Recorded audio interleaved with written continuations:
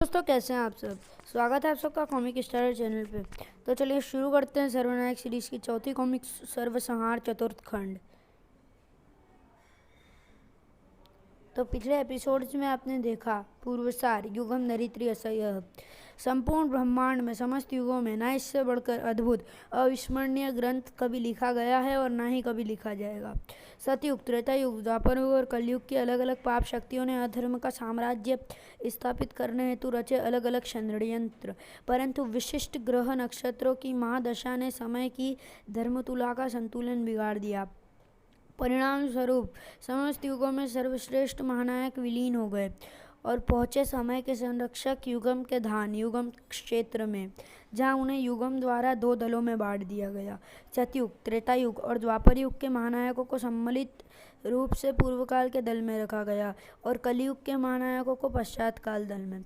फिर युगम के काल रण में समय के संग्राहक काल मूर्तियों की उपस्थिति में आरंभ हुई इन दो दलों के मध्य सर्वनायक प्रतियोगिताएं, जहां शर्त सिर्फ यह थी कि जीतने वाले दल का ही युग धरती पर विद्यमान रहेगा और हारने वाले दल के महानायकों समेत उस संपूर्ण युग का ही सर्वनाश हो जाएगा।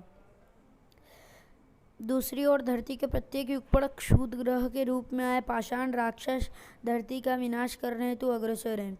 वर्तमान काल में धरती से विलीन होने से पूर्व ब्रह्मांड रक्षकों ने विस्तृत ब्रह्मांड रक्षकों की सहायता से विश्व आबादी को धरती के केंद्र में निर्मित गर्भगृह में सुरक्षित पहुंचा दिया, परंतु संपूर्ण गर्भगृह की विश्व आबादी को संभालने की क्षमता मात्र 48 घंटों की ही है। इसी समय वर्तमान काल में अडिग के रूप में एक और मुसीबत अवतरित होती है।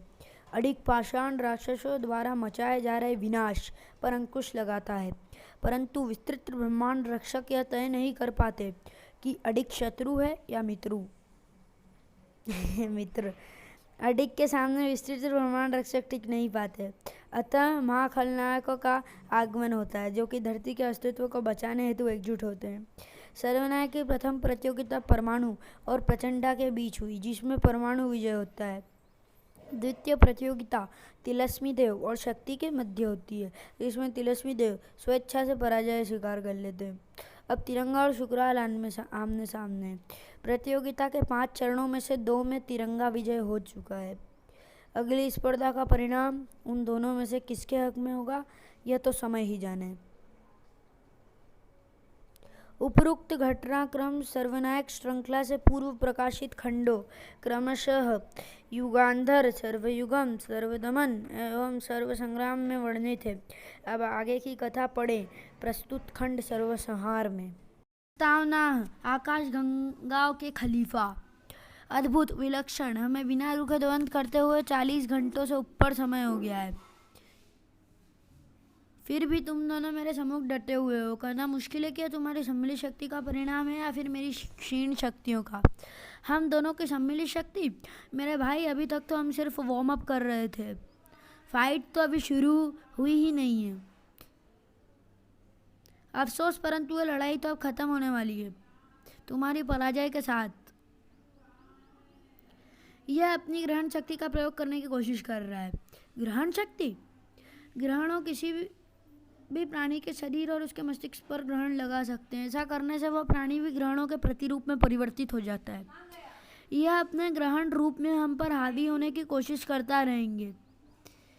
इसे रोकने का सिर्फ एक ही तरीका है, तीव्र प्रकाश। प्रकाश ही इसके छाया रूपी ग्रहण को काट सकता है। इस तरह हम इसका मुकाबला ज़्यादा देर तक नहीं कर सकते।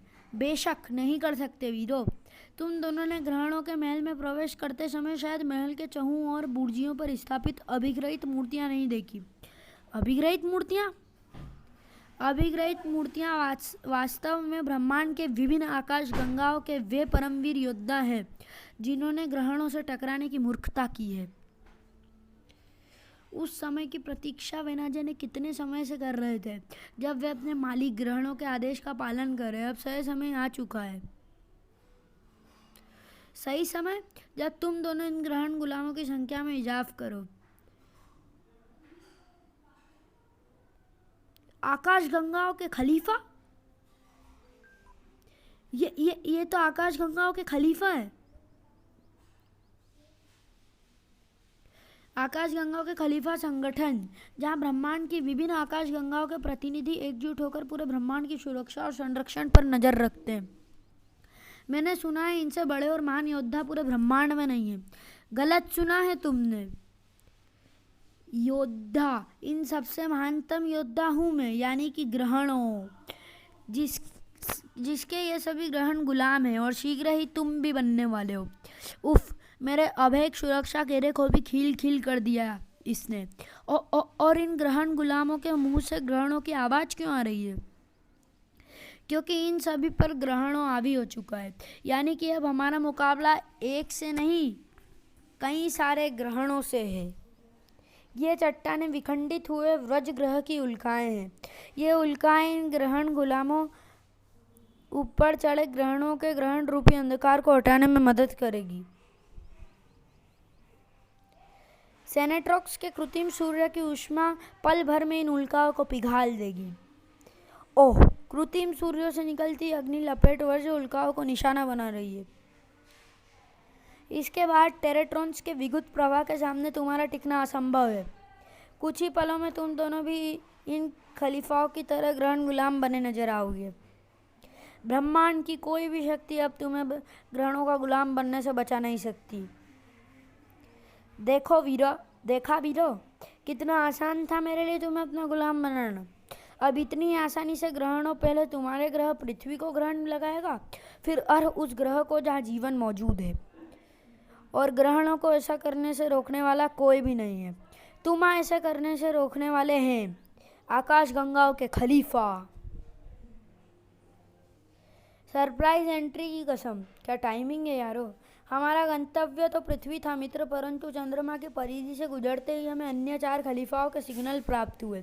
हम वर्षों से अपने बिछड़े हुए साथियों की तलाश अलग अलग आकाश गंगाओं में कर रहे हैं। यह पहला मौका था जब हमें संकेत प्राप्त हुए और हम इन्हें ट्रेस करते हुए यहाँ पहुँच गए। अब आ ही गए हैं तो धूमधाम करके जाएंगे। अच्छा हुआ आप अपने 4 साथियों की तरह तुम 6 भी यहाँ आ गए। 4 आकाशगंगाओं के खलीफा पहले ही मेरे ग्रहण गुलाम बन चुके हैं।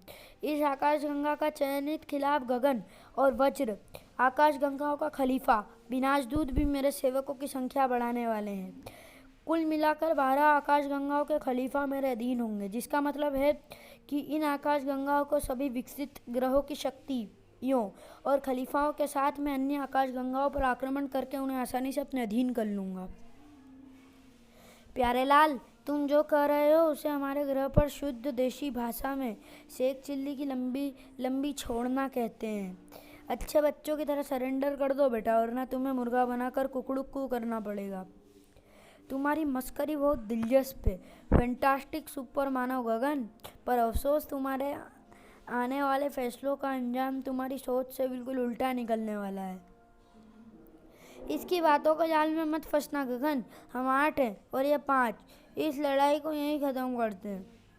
अति उत्तम विचार है। मुझे लगता है तुम्हें अपने साथी की बात मान लेनी चाहिए गगन। अब अगर जनता की यही डिमांड है तो यही सही। युगम धरित्री असह्य, मैं हूँ आपका समय सारथी युगम। समय, ब्रह्मांड की वह शक्ति जो एक कण से लेकर संपूर्ण ब्रह्मांड तक को संचालित करती है। संपूर्ण ब्रह्मांड जहाँ एक ही समय पर असंख्य छोटी व बड़ी घटनाएं घटित होती है, जिन पर नजर रखना समय सारथी अर्थात मेरा कार्य है। हल्ला बोल।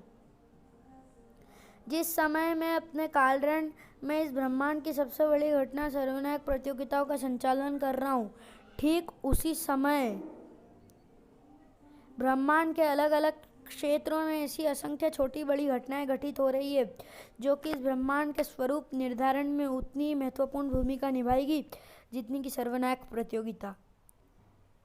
यह मेरा दायित्व भी है और मेरा उद्देश्य भी कि मैं आपको सर्वनायक प्रतियोगिताओं के साथ साथ उन सभी घटनाओं से अवगत कराऊं। जिस समय शुक्र शिष्य शुक्राल और देशभक्त डिटेक्टिव तिरंगा अपनी प्रथम स्पर्धा के गंतव्य तक पहुंच रहे थे, उसी समय पृथ्वी के उपग्रह चंद्रमा पर यह भीषण घमासान लड़ा जा रहा था।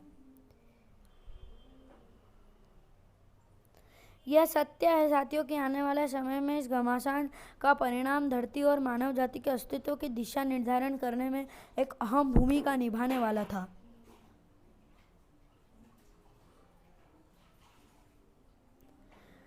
जाने कितने ही दिन और कितने ही रातों तक चला ये युद्ध। सभी योद्धा बिना थके बिना रुके लड़ते रहे। कभी अंधकार का पलड़ा भारी होता तो कभी सत्य के उजाले के लिए लड़ने वाले आकाशगंगा के खलीफाओं का। यह युद्ध इतना अविस्मरणीय है जिसका चाह कर भी विस्तृत वर्णन नहीं किया जा सकता। ऐसा लगता है कि वीर योद्धा अनंत काल तक यूं ही लड़ते रहेंगे, परंतु जो शुरू हुआ उसका अंत तो निश्चित है। युद्ध में विजय किसी एक को ही प्राप्त होती है। पलड़ा किसी एक का ही भारी होता है और इस बार सत्य का पलड़ा भारी था। पर क्या वाकई? यह तो सिर्फ समय ही जानता था।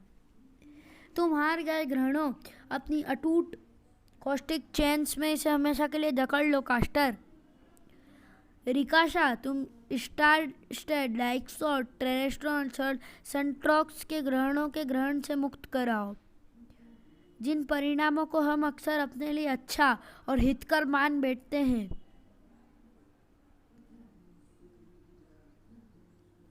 समय बीतने के साथ वही परिणाम हमें विपरीत नजर आने लगते हैं। ब्रह्मांड में शायद ही ऐसा कोई रोग, तंत्र, यंत्र या विज्ञान होगा जिसकी काट रिकाशा के इन पाउचेस में ना हो। यह प्राजंस है। अंधेरे और उसकी शक्तियों को सोखने की अद्भुत शक्ति होती है प्राजंस में। शुक्रिया मित्रों। यदि तुम यहाँ नहीं आते तो हम न जाने कब तक यूं ही ग्रहणों के ग्रहण गुलाम बने रहते।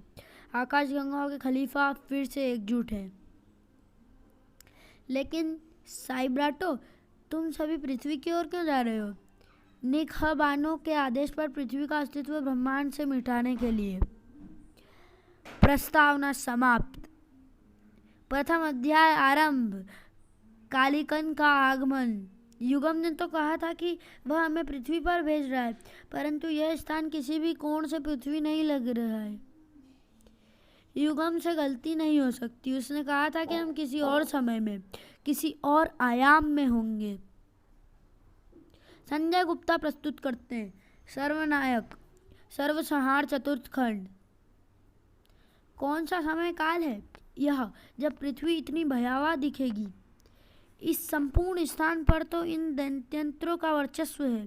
यहाँ की वायु तक इतनी प्रदूषित है कि श्वास लेना दूभर है। शायद ये सुदूर भविष्य का समय काल है। युगम धरित्री असह्य। युगम, इसके आते ही यंत्र दानव जड़ हो गए, यानी इन्हें यही चला रहा है। मैंने इन यंत्र दानवों को नहीं बल्कि समय को जड़वत किया है। शुक्र शिष्य, वह समय जो बहुत जल्दी लोप हो जाएगा। आप जिस समय काल में हैं वीरों, यह कलयुग की समाधारा का अंतिम छोर है।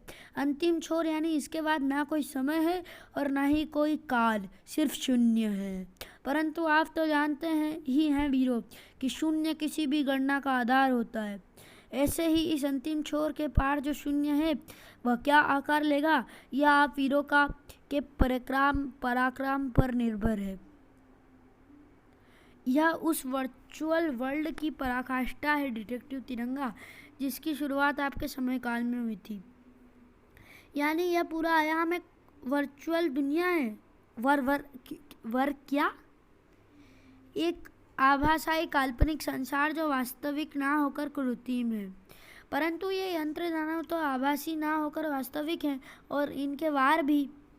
आप कह सकते हैं कि इस कृत्रिम संसार के रचयिता ने इसे इतना सजीव बनाया है कि इसके आपसी होने का पता ही नहीं चलता। कौन है इस वर्चुअल वर्ल्ड का रचयिता? वही जिसका यह युग है, असुरों का सर्वश्रेष्ठ सम्राट कली। अगर यह एक कृत्रिम संसार है तो इस समय काल का वास्तविक संसार कैसा है, देखना चाहोगे? हे भगवान, यह है इस समय काल की वास्तविक दुनिया।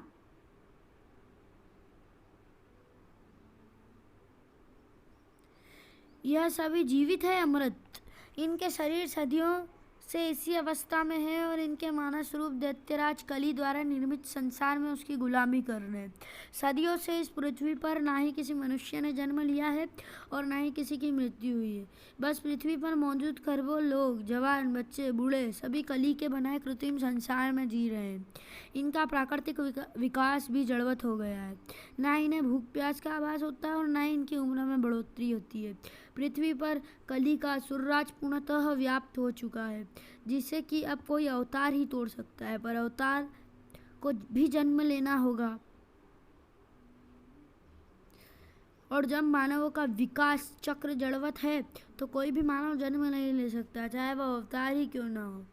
सही समझे शुक्र शिष्य, परंतु जीवन वह अविरल धारा है जो विश्व माताओं की बंजर धरती का सीना फाड़ कर आगे बढ़ने का मार्ग बना लेती है। यानी इस युग में अब किसी मानव का जन्म होने वाला है, पर कैसे? इस समय काल में कोई ऐसा भी है जो कि असुरराज कली के कृत्रिम संसार का गुलाम नहीं है। महर्षि विष्णुदत्त और उनकी भार्या। जब संपूर्ण मानव जाति आधुनिकता और वर्चुअल वर्ल्ड के मायाजाल में फंस रहे थे, तब महर्षि विष्णुदत्त और उनकी भार्या धरती के किसी अज्ञात स्थान पर भगवान विष्णु की घोर तपस्या में लीन थे। उद्देश्य एक ही था, श्रेष्ठ पुत्र प्राप्ति। असुरराज कली को जैसे इस प्रयोजन की भनक लगी, उसने अपनी बहन माया को महर्षि विष्णुदत्त की तपस्या भंग करने के लिए भेजा। यह माया का जादू ही था जिसने भौतिक सुख और कृत्रिम संसार के रूप में मानव जाति को अपना गुलाम बनाया था। परंतु माया का जादू विष्णुदत्त पर विफल हो गया। जैसे ही माया ने तपस्यारत महर्षि को स्पर्श करने का प्रयास किया, महर्षि की तपशक्ति ने उसे माया के कण कण को विखंडित कर दिया। माया को माना नहीं जा सकता था, पर उसकी शक्तियां उसके शरीर के विखंडित कणों के रूप में पूरी पृथ्वी पर फैल चुकी थी। अपनी बहन के इस हश्र से कुपित असुरराज कली ने अपनी असुर सेना को महर्षि और उनकी भार्या का वध करने का आदेश दिया। इससे पहले कि असुर सेना महर्षि तक पहुंचती, भगवान विष्णु तक महर्षि की गुहार पहुंच चुकी थी। मैं आपके इस घोर तप का प्रयोजन जानता हूँ महर्षि। मैं आपको वरदान देता हूँ कि मैं आपके पुत्र के रूप में अपना 10वां और अंतिम अवतार इस धरती पर लूँगा। परंतु क्या भगवान? परंतु इस ब्रह्मांड के नियमों से स्वयं उन नियमों को बनाने वाले भगवान भी बंधे हुए। जीवन और मृत्यु के नियमों को भगवान भी नहीं बदल सकते, परंतु मृत्यु से पुनः जीवन उत्पत्ति का मार्ग अवश्य प्रशस्त कर सकते हैं। आपकी और देवी सुलोचना की जीवन अवधि कुछ ही समय में पूर्ण होने वाली है। असुरराज कली की असुर सेना आपका वध करने निकल चुकी है। प्रजापति ब्रह्मा ने आपकी जो जीवन अवधि लिखी है उसे मैं भी बदल नहीं सकता। ऐसे में प्राकृतिक नियमों से पुत्र प्राप्ति संभव नहीं है। हमें मृत्यु का भय नहीं है भगवान। भय इस बात का है कि यदि इस संसार में आपने अवतार ना लिया तो असुरराज कली का युग अनंत काल तक व्याप्त हो जाएगा। एक मार्ग है महर्षि, आप और देवी सुलोचना नियोग विधि द्वारा अपनी प्राण ऊर्जा का परित्याग करें। आपकी सम्मिलित प्राण ऊर्जा एक भ्रूण का रूप लेगी, जिसके माध्यम से आपके पुत्र के रूप में इस धरती पर अवतार लूंगा मैं। हमें स्वीकार है भगवान। प्राण ऊर्जा त्याग कर आपके अवतार को जन्म देने का गौरव हमें शहर से स्वीकार है भगवान। परंतु आप इस श्रेष्ठ भ्रूण को इस संसार में जन्म नहीं देंगे, क्योंकि ऐसा करने पर असुरराज कली उसके मस्तिष्क को भी जड़वत कर देगा और अवतार जन कल्याण नहीं अपितु जग विनाश का कारक बन जाएगा। फिर अवतार का जन्म कहाँ होगा भगवान? असुरराज कली द्वारा रचित कृत्रिम संसार में। महर्षि विष्णुदत्त और देवी सुलोचना ने भगवान विष्णु के निर्देश अनुसार ही कार्य किया। उन्होंने अपनी प्राण ऊर्जा का परित्याग किया और उस ऊर्जा से नियोग विधि द्वारा एक भ्रूण रूप धारण किया। महर्षि की तपशक्ति इस भ्रूण के असुरराज कली के कृत्रिम संसार में ले आई। अब इस भ्रूण को आवश्यकता थी एक गर्भ की। असुरराज कली के कृत्रिम संसार में यांत्रिक दानवों यानी काम्बोट्स का सृजन स्थायी समुद्र में स्थित अगिनत यांत्रिकाएं करती है। इन यांत्रिकाओं के गर्भ में सृजन होती है उन काम्बोट्स का जिनसे आप भी अभी मुकाबला कर रहे थे। महर्षि की तपशक्ति ने ईसाई समुद्र में उपस्थित असंख्य यांत्रिकाओं में से किसी एक के गर्भ में श्रेष्ठ भ्रूण का स्थापना कर दी है। इस श्रेष्ठ भ्रूण का विकास किसी आम इंसानी भ्रूण से कई गुना अधिक तेज है, जिसके फलस्वरूप कुछ ही समय में भ्रूण पुनः विकसित होकर शिशु रूप में जन्म ले लेगा। आप दोनों की स्पर्धा यह है कि आपको उस शिशु की इन कॉम्बैट्स से रक्षा कर उसे सुरक्षित यहाँ से बाहर निकालना है। आप में से जो भी पहले इन रंगीन यांत्रिकाओं में से उस एक यांत्रिका तक पहुंचेगा जो कि उस भ्रूण को जन्म देने वाली है, वह इस स्पर्धा का विजेता होगा। असुरराज कली एक गुप्त अनुष्ठान में व्यस्त थे, इसलिए अभी तक भगवान विष्णु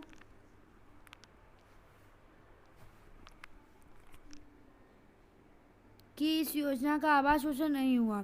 परंतु जैसे ही शिशु यांत्रिक के गर्भ से बाहर आएगा, कली को पता चल जाएगा। अगर ऐसा ना भी हुआ तो कली के यह कॉम्बैट स्वतः ही शिशु के गर्भ से बाहर आते ही उसे खत्म करने की कोशिश करेंगे। अपने युग को और कलयुग के अवतार को बचाने का आपके पास ये अंतिम अवसर है वीरो। युगम धरित्री अशयः। मेरे यहाँ से लोप होते ही रुकी हुई समय धुरी पूर्ण चालायमान हो जाएगी। शुभकामनाएं वीरो। ओह, कॉम्बैट्स पुनः सक्रिय हो रहे हैं। युगम ने कहा था कि आंतरिकाएं शिया समुद्र में है। सर्वप्रथम शिया समुद्र को तलाशना होगा और इसका उपयुक्त उपाय है उस दिशा की ओर बढ़ना जिधर से इनका हुजूम उमड़ रहा है। यंत्र दानव जिस दिशा से आ रहे हैं उधर ही शियाई समुद्र होगा, क्योंकि वही इनकी उत्पत्ति का क्षेत्र है।